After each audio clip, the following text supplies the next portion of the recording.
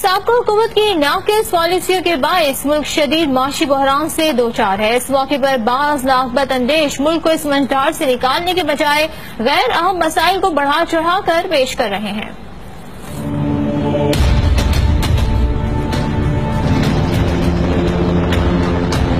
تذکرہ ہو رہا ہے ہیلی کاپٹر کا ہر 3 گھنٹے کے سستا ہو سکتا ہے ہیلی کاپٹر۔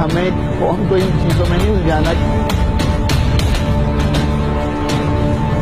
پاکستان گزشتہ حکومت کی ناقص پالیسیوں کے سبب شدید مسائل میں گھرا ہوا ہے۔ معاشی بحران، امن و امان کی صورتحال، بیرونی خطرات اور بھارتی ریشہ دوانیوں سے نمٹنا نئی حکومت کی اہم ترجیحات میں شامل ہے۔ ایسے موقع پر ہونا تو یہ چاہیے کہ ہم سب مل کر ان مسائل کے حل کے لیے کاوشیں کریں، لیکن بعض ناعاقبت اندیش اس موقع پر نان ایشوز کو ایشو بنا کر پیش کر رہے ہیں۔ انہی میں وزیر اعظم عمران خان کے ہیلی کاپٹر کے استعمال کا معاملہ بھی ہے۔ وزیر اعظم کے ہیلی کاپٹر کے استعمال کا معاملہ چند ہزار روپوں کے اخراجات کا معاملہ ہے، لیکن میڈیا کے بعض پلیئر اسے ملک کا اہم ترین مسئلہ بنا کر پیش کر رہے ہیں۔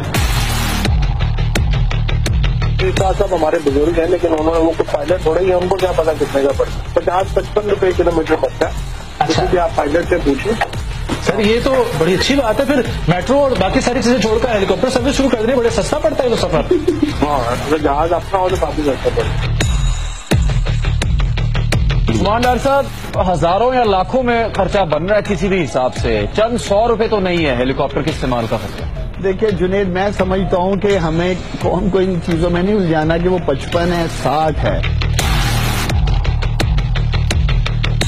تنقید برائے تنقید کے بجائے تنقید برائے اصلاح وقت کی اہم ضرورت ہے۔ کیا اس طرح کے غیر اہم مسائل کو اجاگر کر کے ہم ملک و قوم کی خدمت کر رہے ہیں؟